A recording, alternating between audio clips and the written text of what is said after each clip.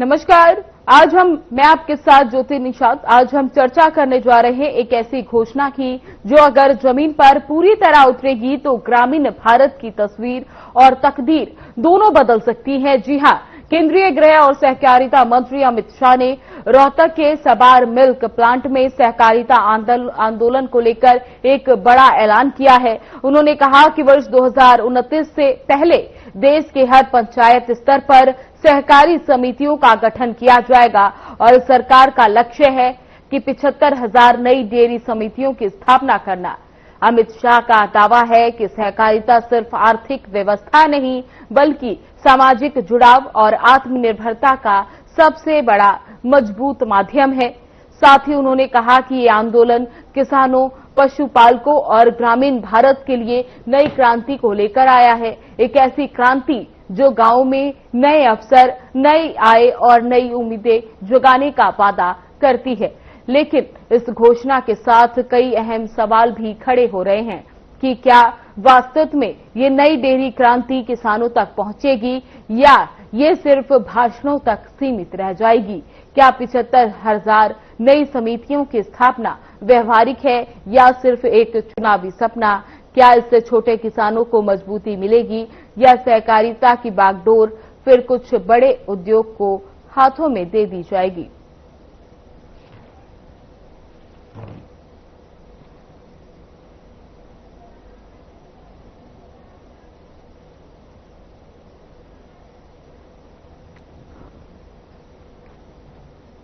इसी के साथ इस चर्चा में हमारे साथ बीजेपी प्रवक्ता रामराजी शर्मा हमारे साथ जुड़ चुके हैं। तो रामराजी जी, हरियाणा को इतनी बड़ी सौगात अमित शाह ने दी है, 850 करोड़ की सौगात हरियाणा को मिली है, तो क्या लगता है इस परियोजना को धरातल पर कब से उतार दिया जाएगा?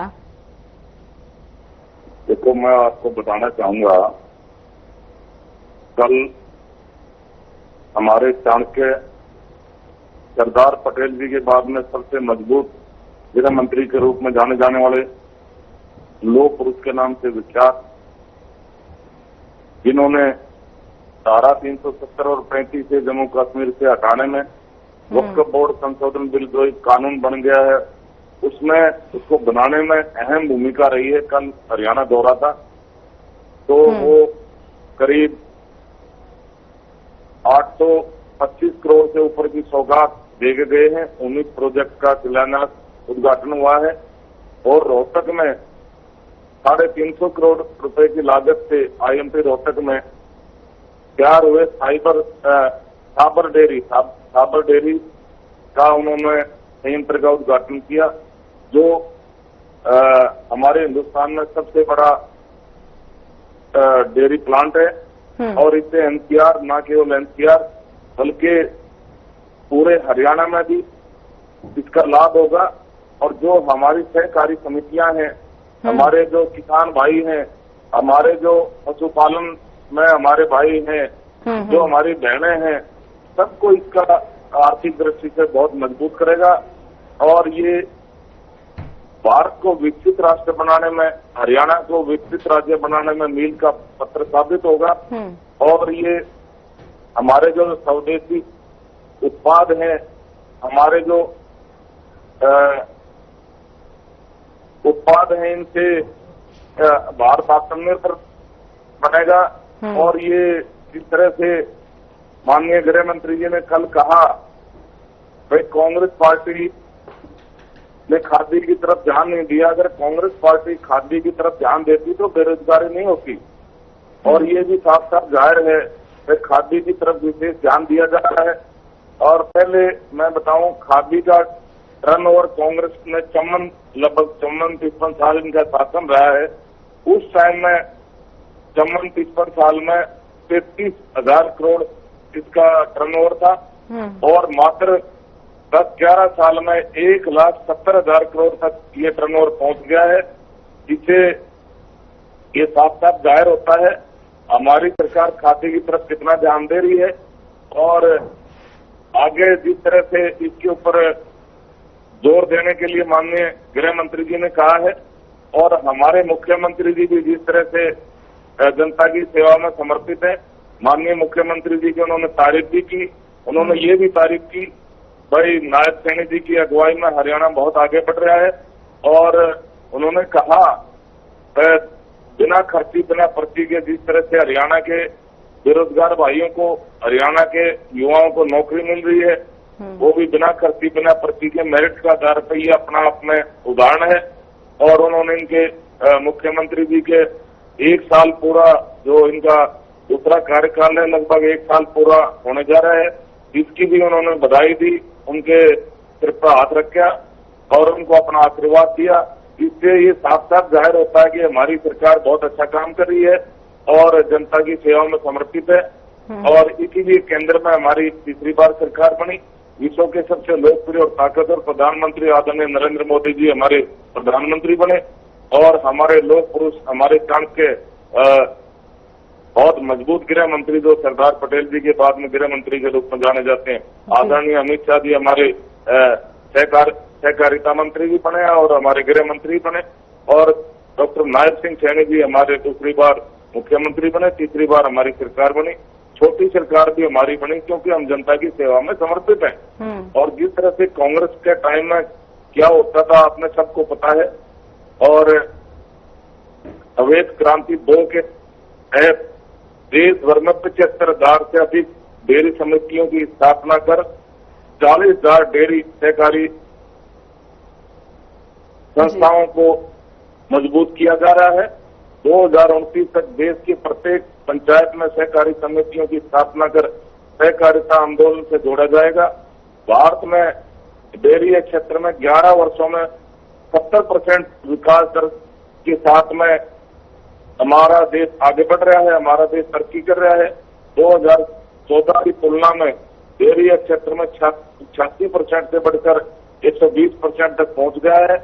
उन्होंने ये भी बताया 2014 में जहां देश में 140 मिलियन टन दूध का उत्पादन होता था, अब बढ़कर 2049 मिलियन टन उत्पादन हो गया है।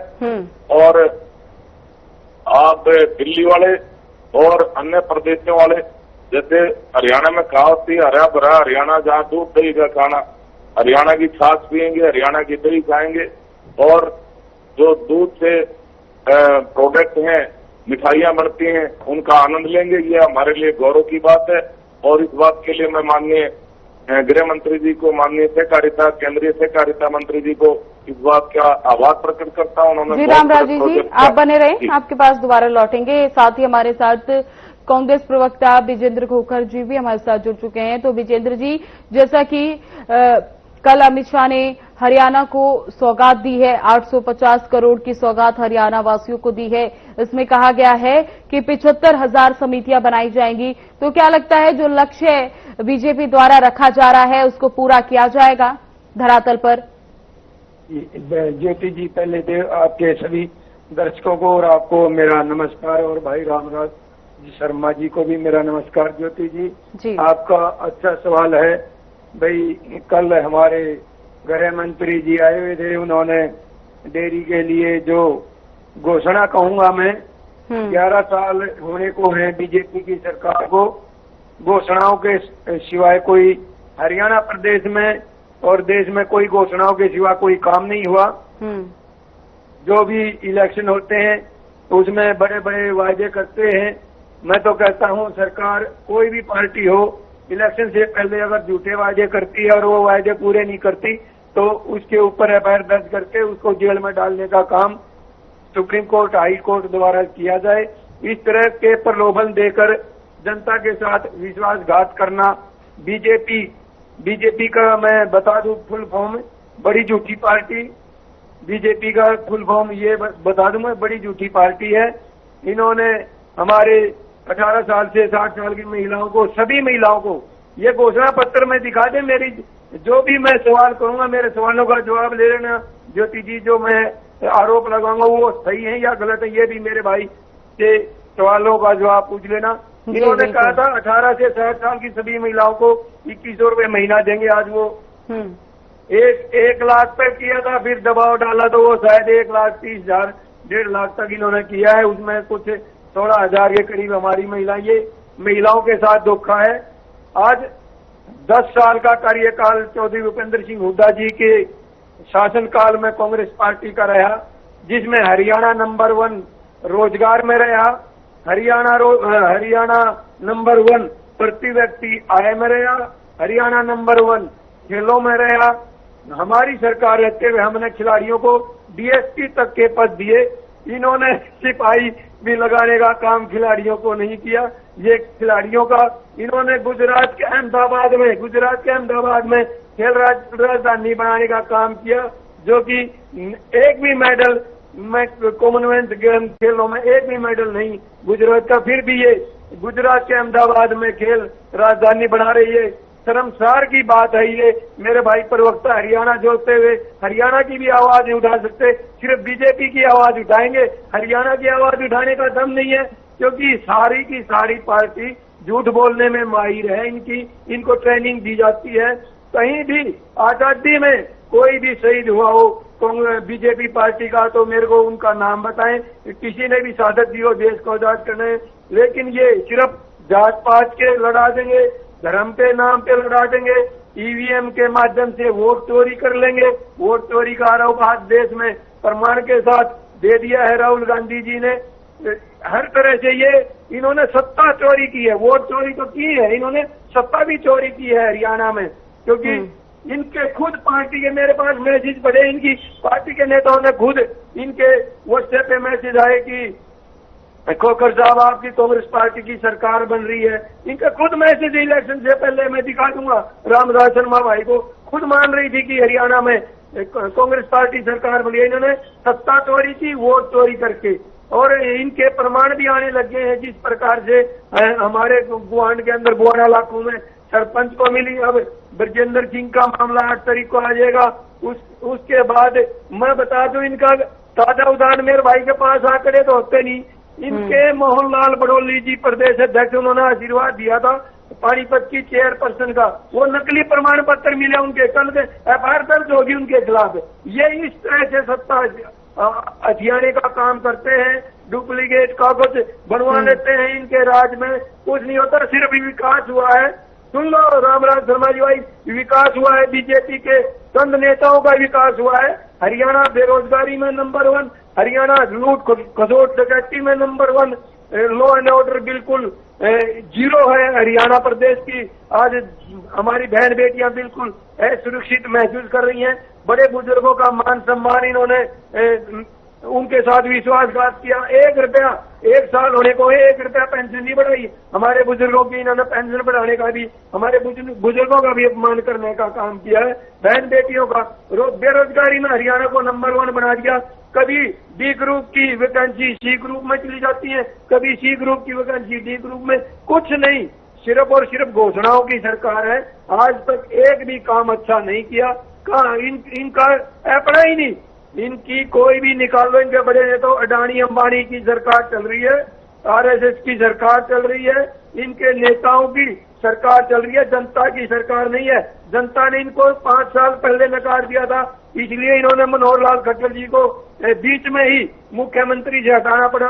इन्होंने सर्वे करवा लिया था कि बहुत बुरी दशा होने वाली है हरियाणा प्रदेश में बीजेपी पार्टी की, इसलिए मनोहर लाल खट्टर जी को बदला था इन्होंने। नायब सिंह सैनी जी, आगे नाम के नायब सिंह सैनी जी मुख्यमंत्री है, चलती आज भी मनोहर लाल खट्टर जी की है पूरे हरियाणा में। और मनोहर लाल खट्टर जी कुछ चंद नेताओं को लेके ही अपने उनकी तिजोरी भरने का काम कर रहे हैं। किसी की भी जांच करवा लीजिए। मैं कहता हूं आप झूठे आरोप नहीं निकलेंगे मेरे। किसी की भी बीजेपी के नेता की जांच करवा लीजिए। 11 साल पहले उनकी संपत्ति कितनी थी, आज उनकी संपत्ति कितनी है। ये पढ़े लिखे की सरकार नहीं है, ये अनपढ़ों की सरकार है। सिर्फ और सिर्फ अपने राहुल गांधी जी के साथ आज देश का युवा क्यों जुड़ा हुआ है। राहुल गांधी जी एक पढ़े लिखे युवा की आवाज उठा रहे हैं।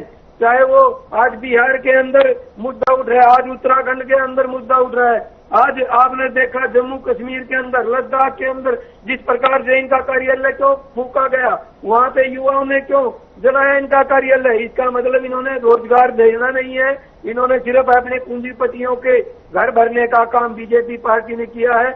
आज हरियाणा प्रदेश हर उसमें बेरोजगारी में नंबर 1 में। फिर बता दूं, महिलाओं को सुरक्षा देने में आज नाकाम है। जी विजेंद्र जी, आप बने रहे, आपके सवालों का जवाब हम रामराजी जी से लेंगे। रामराजी जी, जैसा कि सरकार ने 2029 तक ये लक्ष्य रखा है कि 75,000 नई डेयरी समितियां हर पंचायत में बनाई जाएंगी, तो क्या ये संभव है कि हर एक पंचायत में जाकर इन समितियों का निर्माण करना? कैसे पूरा किया जाएगा इसको? देखो, ये बिल्कुल संभव है और मैं आपको आंकड़े दे रहा हूँ। ये भाई आंकड़े की बात कह रहा था। 2014 से पहले खादी का टर्नओवर था 33,000 करोड़ और उसके बाद में अब तक हुआ है 1,70,000 करोड़। तो ये टर्नओवर बढ़ा है, तो इसका मतलब मेहनत की है, लोग जुड़े हैं, सहकारी समितियों में लोग जुड़े हैं और खादी को लोगों ने अपनाया है। और माननीय प्रधानमंत्री जी ने इस बारे में विशेष ध्यान दिया है।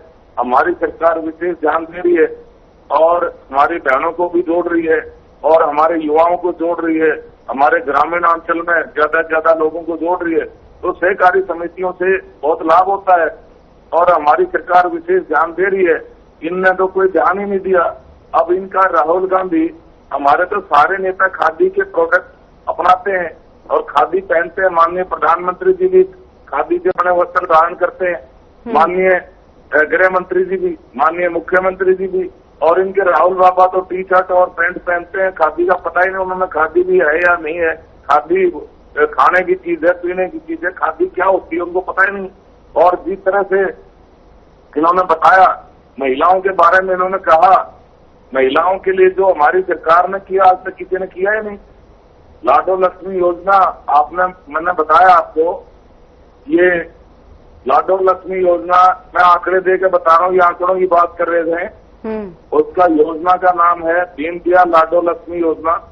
लाभार्थी 23 से 60 साल, करीब 21 लाख महिलाएं और वित्तीय सहायता 2100 रुपए प्रति माह, वार्षिक बजट करीब 5,000 करोड़, मासिक सहायता करीब 415 करोड़।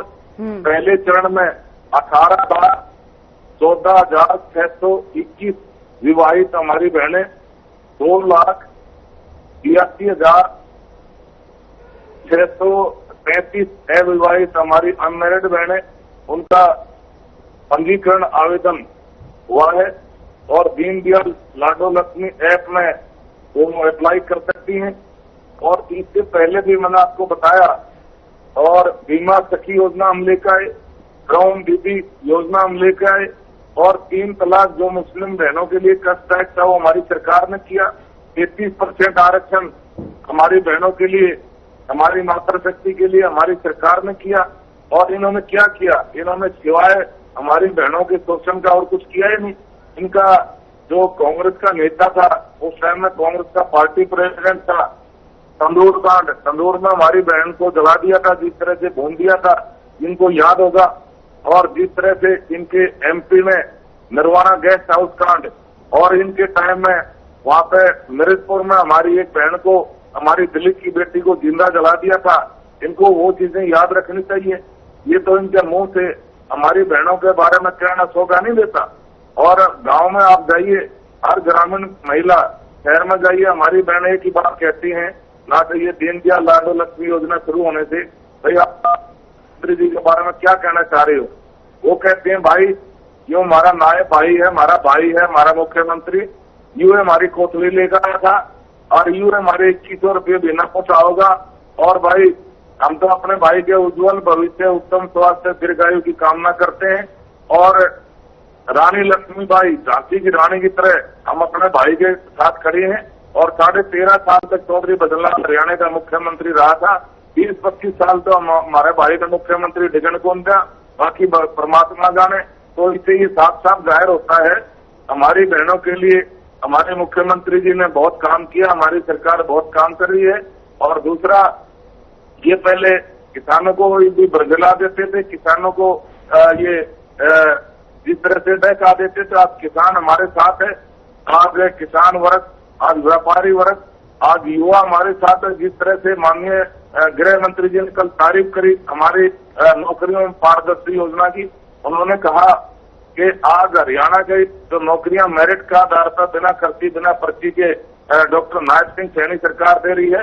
इसका पूरे हिंदुस्तान में इस बात का युवाओं को पता है और वो इस बात का फॉलो अप करने के लिए अन्य राज्यों को भी कह रहे हैं। समय की कमी होने के कारण एक क्वेश्चन हम विजेंद्र जी से लेते हैं। विजेंद्र जी, जैसा कि ये लक्ष्य रखा गया है बीजेपी सरकार की ओर से कि हरियाणा में 75,000 नई डेयरी समितियां बनाई जाएंगी, तो क्या आपको लगता है कि 2029 तक इन समितियों को जो बनाने का लक्ष्य रखा है उसको पूरा करना संभव है? विजेंद्र जी मेरे भाई कह रहे थे ना कि हमारे सभी खादी पहनते हैं हमारे नेता। मैं बता दूं, 5 लाख का बूट 10 लाख का सूट, सारा दिन बोलते हैं झूठ। ये इनके प्रधानमंत्री की, मैं बता दूं, ये कह रहे थे ना हम खादी पहनते हैं।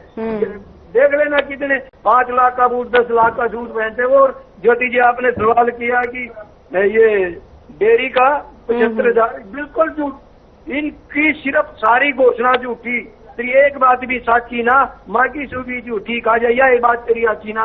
इस तरह की बातें इनके नेताओं की हैं। को सिर्फ और सिर्फ कागजों में सिर्फ घोषणाएं हैं, एक भी काम पूरा करके दिखा दो। हमारी कांग्रेस की सरकार में 10 साल के अंदर कितनी यूनिवर्सिटियां खुली, कितने कॉलेज खुले, रामराजी जी, विजेंद्र जी को अपनी बात रखने का मौका दीजिए। हमारे पास समय की कमी होने के कारण फिर हम दोनों की बात नहीं सुन पाएंगे। झूठ बोलते हैं जी, झूठ बोलने के सिवाय कोई काम ही नहीं है।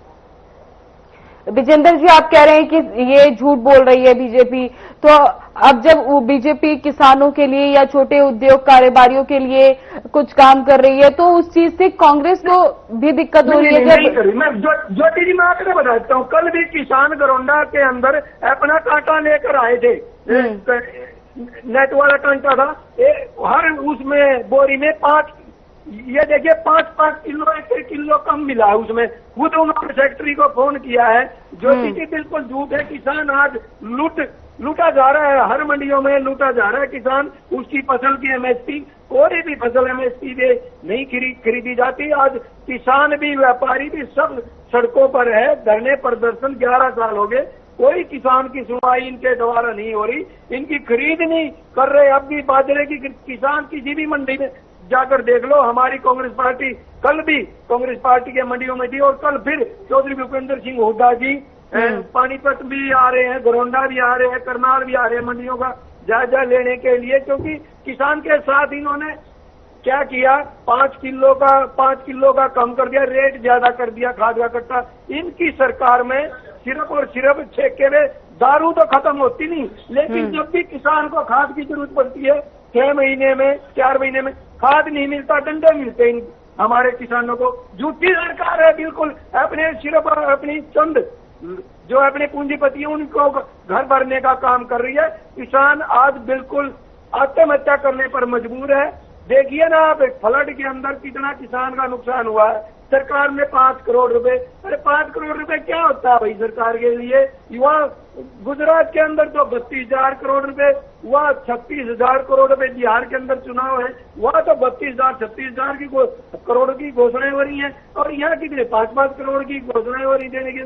शर्म से डूब के मर जाना चाहिए ऐसी सरकार को, जो किसानों को 5 करोड़ रुपए क्या है, 5 करोड़ रुपए किसानों के लिए कुछ भी नहीं है। ये तो किसान है, फिर उठता है, फिर जागता है और फिर पेट भरने का काम करता है हमारे पूरे जनता का। समय की कमी होने के कारण इस चर्चा को हमें यहीं पे समाप्त करना पड़ेगा।